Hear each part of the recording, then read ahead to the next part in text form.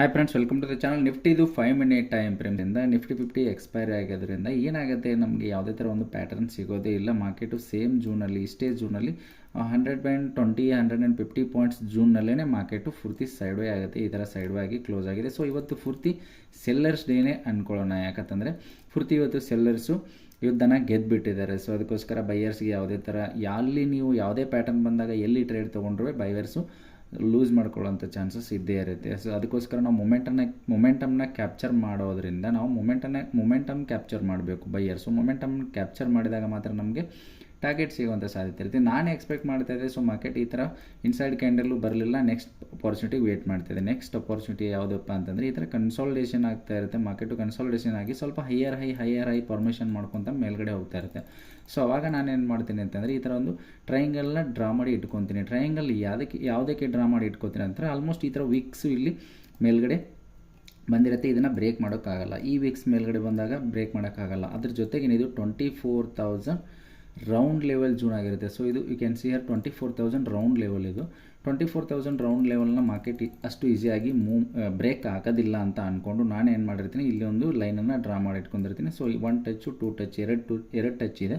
So ಇದು ನಮಗೆ next ಏನಾಗುತ್ತೆ ಅಂದರೆ ಈ ಟ್ರೆಂಡ್ ಲೈನ್ನ ಫಾಲೋ ಮಾಡೋಕ್ಕೆ ಸ್ಟಾರ್ಟ್ ಆಗುತ್ತೆ ಮಾರ್ಕೆಟ್. ಅಂದರೆ ಇದಕ್ಕೆ ಹತ್ತಿರ ಬಂದು ಸ್ವಲ್ಪ ಮತ್ತೆ ಮೇಲ್ಗಡೆ ಹೋಗುತ್ತೆ, ಮತ್ತು ಟಚ್ ಆಗುತ್ತೆ, ಮೇಲ್ಗಡೆ ಹೋಗುತ್ತೆ, ಟಚ್ ಆಗುತ್ತೆ, ಮೇಲ್ಗಡೆ ಹೋಗುತ್ತೆ.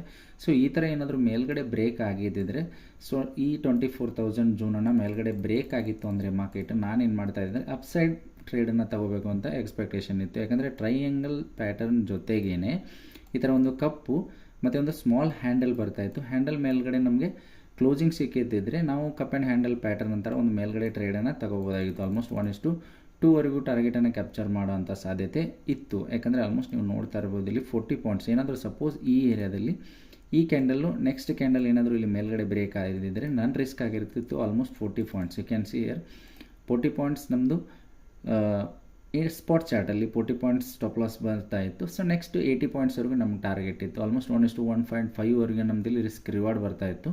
ಸೊ ಯಾಕಂದರೆ ಈ ಕಪ್ಪು ಇದೇನಿದೆಯಲ್ಲ, ಇಲ್ಲಿಂದ ಈ ಹೈಟು ಮತ್ತು ಇಲ್ಲಿಂದ ಈ ಹೈಟ್ವರೆಗೂ ನಾವು ಟಾರ್ಗೆಟನ್ನು ಎಕ್ಸ್ಪೆಕ್ಟ್ ಮಾಡಬೇಕಾಗಿರುತ್ತೆ. ಸೊ ಯಾಕಂದರೆ ಕಪ್ ಹೈಟನ್ನು ಪೂರ್ತಿ ಮಾರ್ಕೆಟ್ ಟಾರ್ಗೆಟ್ ಕೊಡುತ್ತೆ. ಸೊ ಈ ಥರ ಒಂದು ಕಪ್ಪು ಮತ್ತು ಹ್ಯಾಂಡಲ್ ಜೊತೆಗೇ ಟ್ರಯಾಂಗಲ್ ಏನಾದರೂ ನಮಗೆ ಸಿಕ್ಕಿದ್ದಿದ್ರೆ, ಮೇಲ್ಗಡೆ ಕ್ಲೋಸ್ ಆಗಿದ್ದಿದ್ರೆ ನಮಗೆ ಇವತ್ತು ಒಂದು ಟ್ರೇಡ್ ಆಗುವಂಥ ಸಾಧ್ಯತೆ ಇತ್ತು.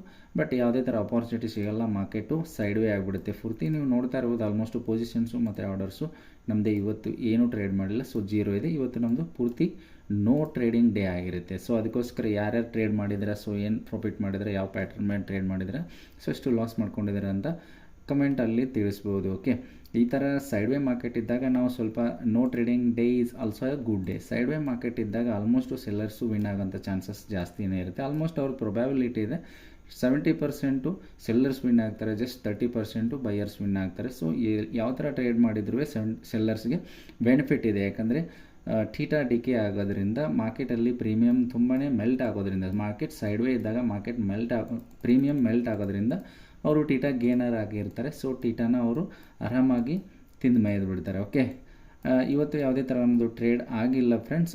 ನೆಕ್ಸ್ಟು ಫ್ರೈಡೇ ಇದೆ, ನಾಳೆ ಆಲ್ಮೋಸ್ಟ್ ಎಕ್ಸ್ಪೈರಿ ಆಗಿರೋದ್ರಿಂದ ಪೂರ್ತಿ ಇವತ್ತು ಎಲ್ಲ ಪ್ರೀಮಿಯಮ್ಸು ಬ್ರೇಕ್ ಮಾಡಿಲ್ಲ ಅಂದಮೇಲೆ ಎಲ್ಲ ಪ್ರೀಮಿಯಮ್ಸು 0 ಆಗಿರುತ್ತೆ. ಔಟ್ ಆಫ್ ದ ಮನಿ ಪ್ರೀಮಿಯಮ್ಗಳೆಲ್ಲ 0 ಆಗಿಬಿಟ್ಟಿರುತ್ತೆ.